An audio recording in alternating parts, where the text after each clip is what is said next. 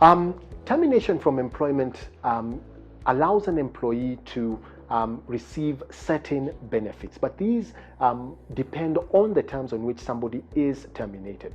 For example, if an employee is terminated on account of theft or damage to the employer's property or failure to remit certain amounts to the employer, then that then will perhaps affect the amount, maybe not the heads under which the employee is entitled, but the amounts which the employee can then justifiably claim against the employer. However, the key items of pay that are considered at the point of termination are firstly leave pay.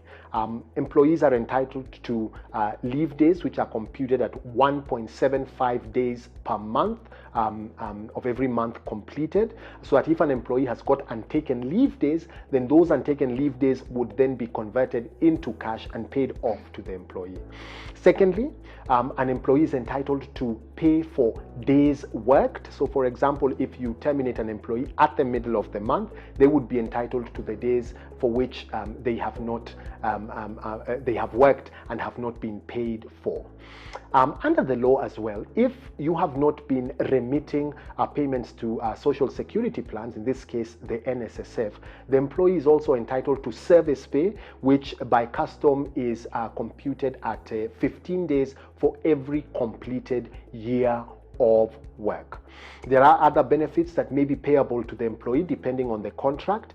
There could be bonuses that have accrued that would be then payable to the employee, but the ones that I have listed before, that is leave pay, pay for days worked, and service pay, those are the ones required by law. There are also the category of benefits which are granted at the discretion of the employer. These are generally called gratuity payments. Some are not so discretionary because they may be contained in the handbook HR manual, and therefore there is a legal obligation to pay those, but those are not required under the letter of the law. They are required by way of the employer having exercised its discretion in that way.